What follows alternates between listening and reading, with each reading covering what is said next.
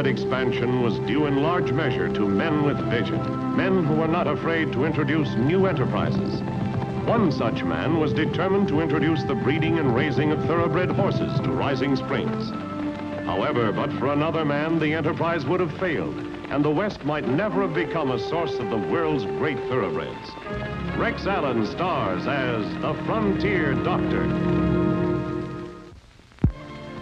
It generally took more than a horse to excite the enthusiasm of the good people of Rising Springs, but the horse Joe Ridgely and his daughter were leading was exceptional. And along with everybody else, I wanted to find out more about it. Hi, Doc.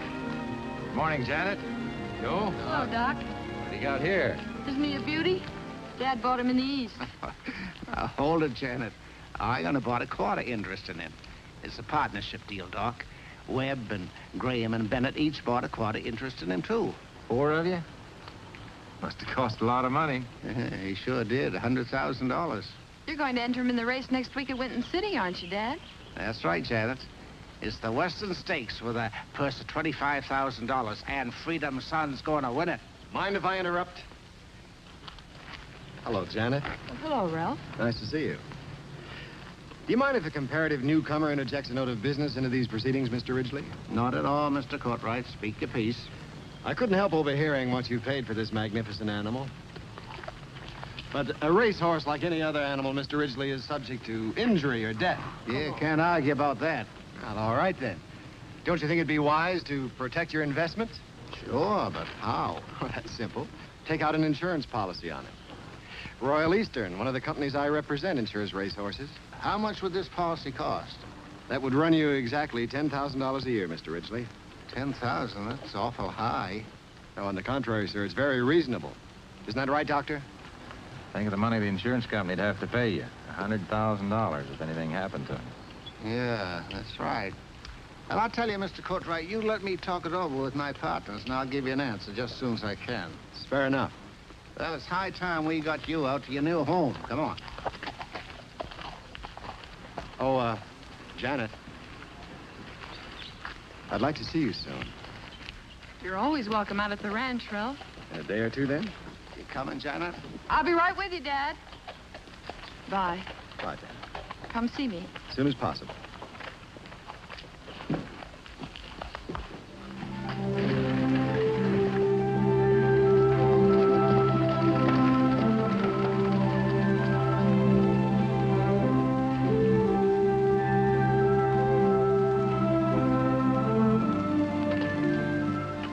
Sorry I'm late. Hello, Doc. Stork don't keep his appointments on time either. Here's a certificate of soundness on Freedom Son. He's in perfect health. Thank you, Doctor, but I'm afraid we won't need it. Well, what's the matter? Well, I told you I spent all my money on Freedom Son. My partners did the same. We can't afford the policy. Did you try to borrow it? Yep, spent all morning talking to everybody we know in Rising Springs. All we could raise was $4,900.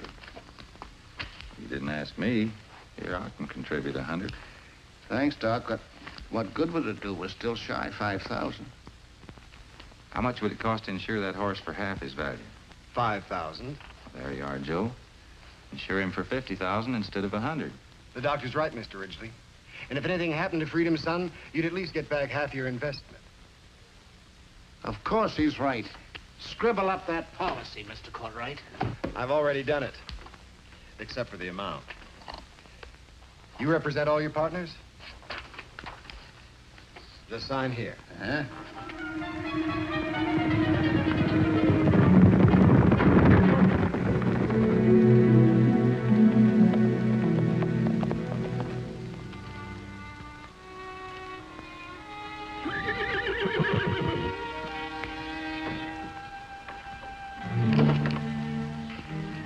Hello, Miller. Oh, Courtright.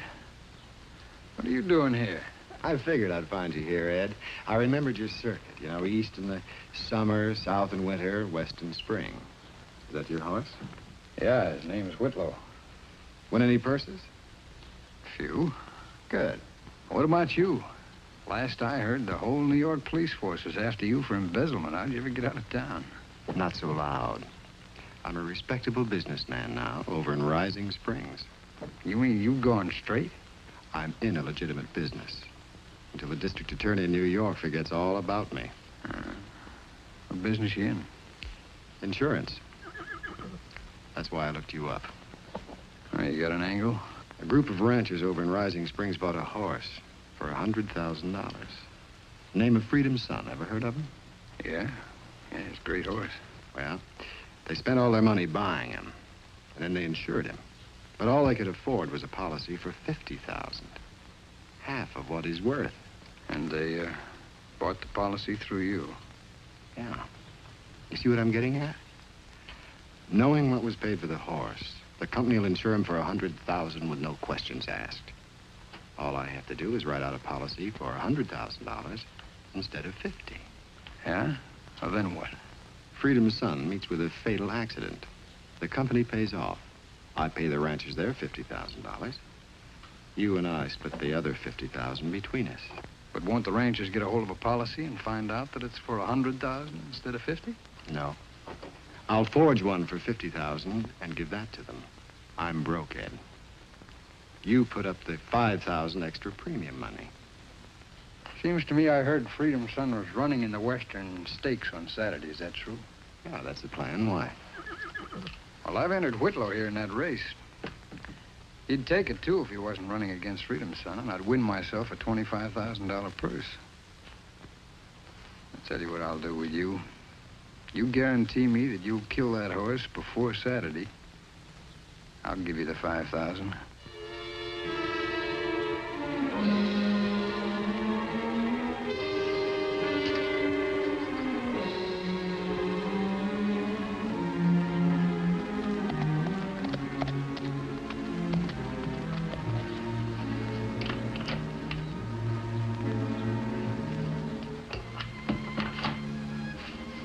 Can I help you? Oh, hello, Ralph. Hello, Janet. If you're looking for Dad, he's up at the house. I came to see you. You're looking mighty pretty, as you always do. That's very flattering. It was intended to be. It's a very nice day, Janet. Would you care to go for a little ride? Well, I'd like to, Ralph, but there's Freedom's Son to take care of. He looks happy enough and hungry enough. And I have chores to do also. I'm sure they can wait. Come on, let's go. All right, I'll run up and tell Dad. Will you close the door for me? I won't be a minute.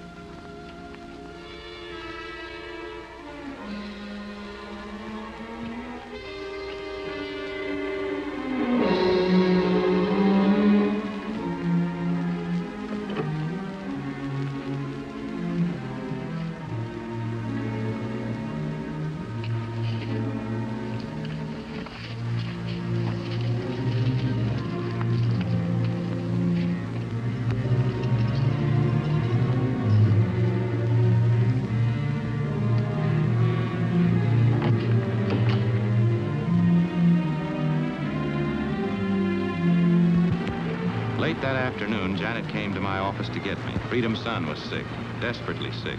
Since Doc Watkins was still out of town, she asked me to help. I only hoped we were not too late.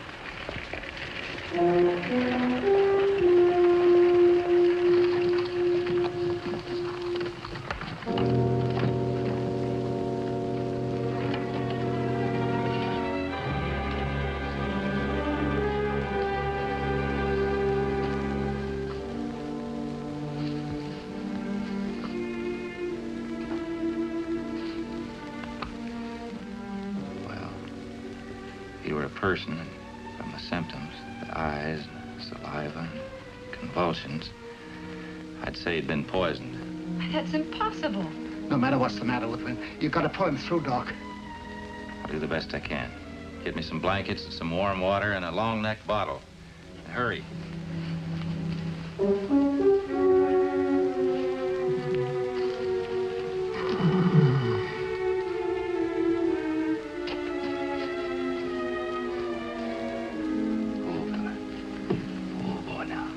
Easy now.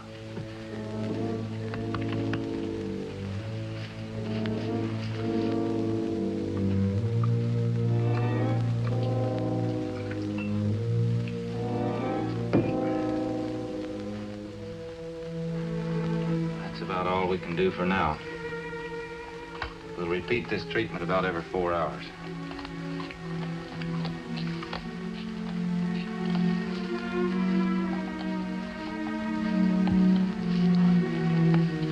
Where would he get poisoned? I wish I knew. Is this the feed bin? Yes.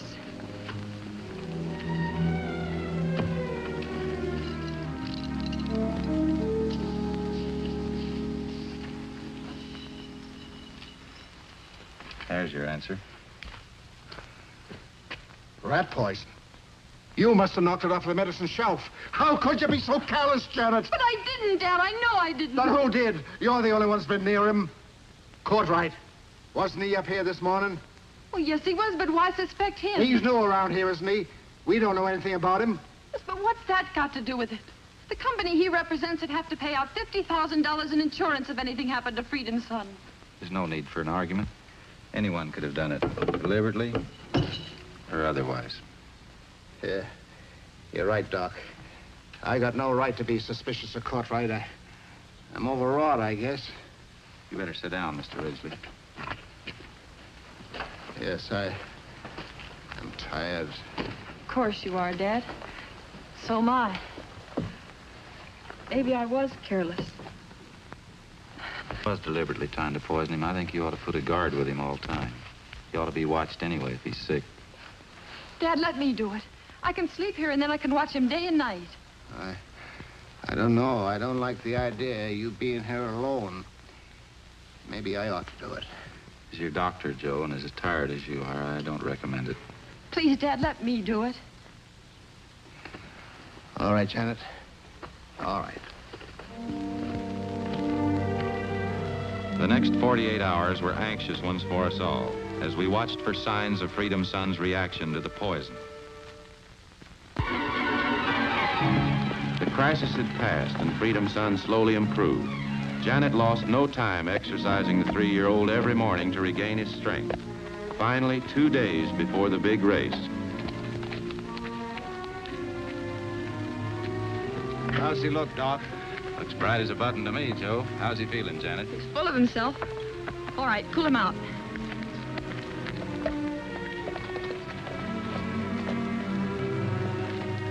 Who?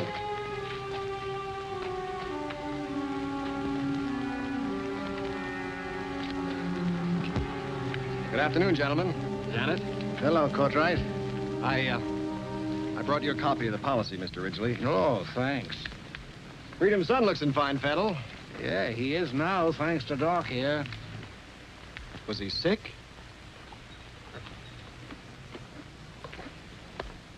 You know, Doctor, I insured this horse on the basis of your report. If anything happened to him, I could lose my agency. Don't worry, he'll be fit enough to run the big race. We think someone tried to poison him. Poison? Who on earth would want to do that? We don't know. Anyway, Janet's staying with him day and night, so it won't happen again. Can you stay for a while, Ralph? It's almost time for lunch. There's nothing I'd like better, Janet, but I have an appointment in Winton City. Well, I'm going in there myself this afternoon. Can you wait? Gee, I'm sorry, Mr. Ridgely, but I'm late now. How about riding back together? I'm afraid that's out, too. I'm staying overnight so I can see the race officials in the morning. Oh, that's too bad. I'd have enjoyed your company.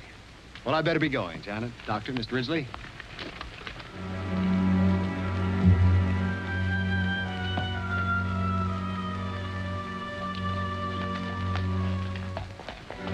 Well, what do you think, Doc? He's in the clear. Of course he is.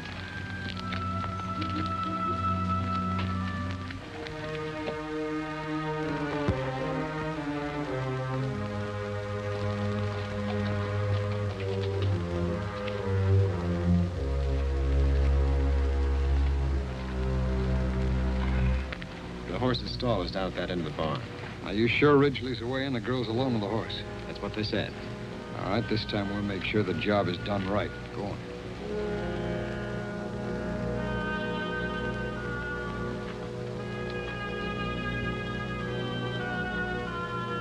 What are you doing? What does it look like? The girl. You let her out, she'll save the horse. And you make up your mind.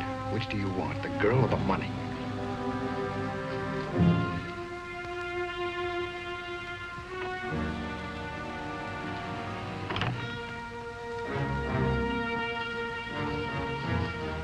Let's get as far away from here as we can.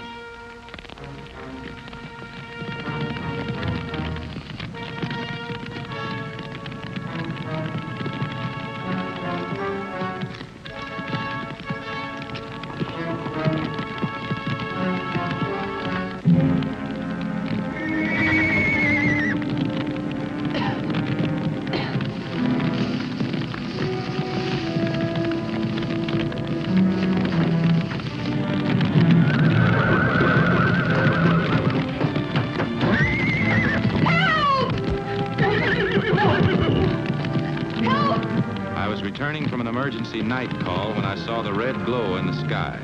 It could mean only one thing.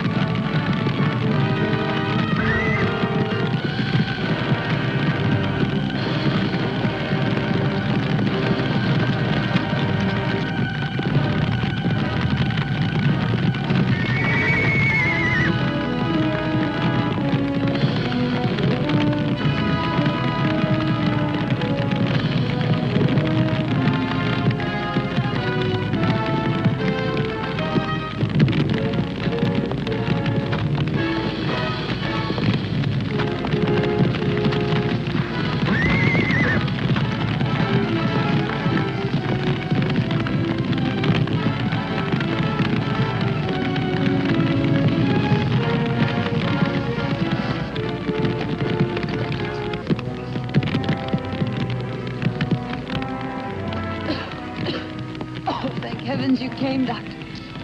Freedom, son, is he? Oh, he's out. He's singed a little, but he'll be all right.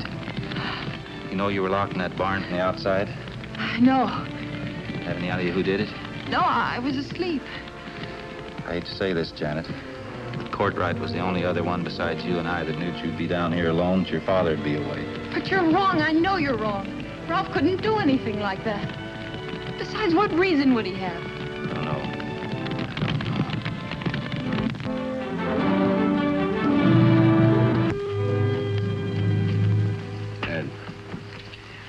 See, Ed. Freedom's son is still alive. And Richie's placed him under 24-hour armed guard. How the devil did that happen? I don't know, but I saw him this morning alive and kicking. Well, there's too much money at stake to give up now. We'll shoot him. Didn't you hear me? He's under armed guard. Sure, but they can't guard him while he's running in the race. We'll shoot him then. You can't do that. There'll be hundreds of people watching. We're not going to shoot him from the grandstand, you fool. There's a place under the grandstand that nobody ever uses, and it's got a clear view of the track. Maybe it'll work at that. It'll work. All the people yelling and screaming, no one will hear the shot. By the time they get to the horse and get him off the track and examine him, why, it'll give us at least an hour before they find out that it was a bullet that killed him. It was a perfect day for the big race, and people had flocked from miles around to see it.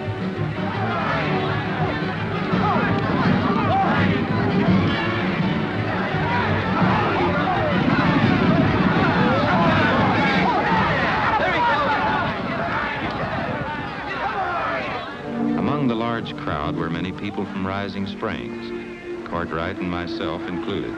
I had decided to watch him closely. I had chosen a seat above him. Janet and her dad were in the saddling paddock. The horse was safe enough there, as armed guards were watching him. But as race after race was run and Courtright stayed where he was, my attention wandered. Caught up in the excitement of a close finish in the race before the big one, I neglected to watch Courtright for a time. With the crowd milling around, it was difficult to keep him in sight at all times. Suddenly, he was gone.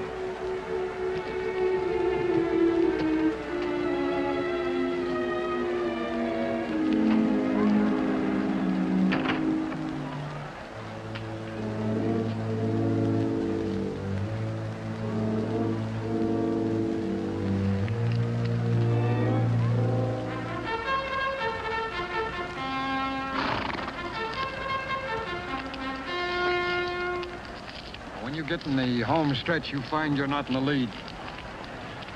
You go to the bat.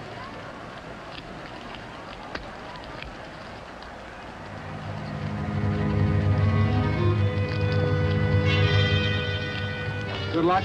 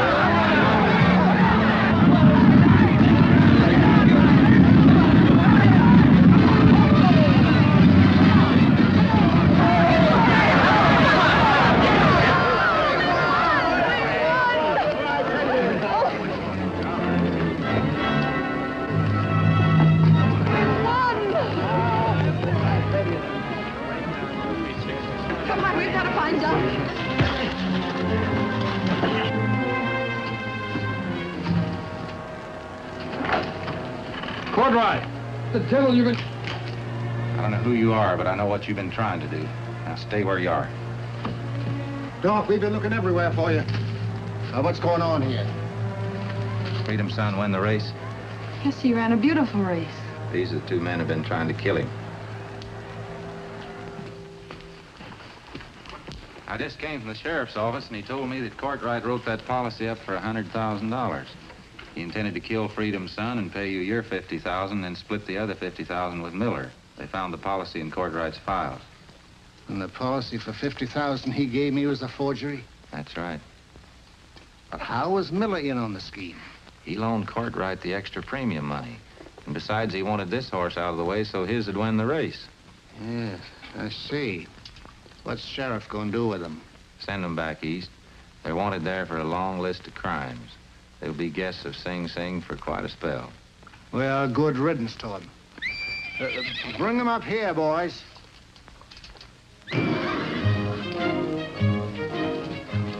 Well, what do you say, Doc? Think we got a couple of more winners? I'd say so. Buy them with your winnings? Yeah, paid off our debt like you know, and bought the Colts with what was left over. Thanks to you, our plan is underway. Excuse me, Doc, I gotta get them back to their mamas. I'm sorry, Janet. I guess it's a little unpleasant to find out the truth about Cartwright. I'm grateful that you did. I'm lucky to have learned what he's really like now instead of later on. I'll see you at the ranch.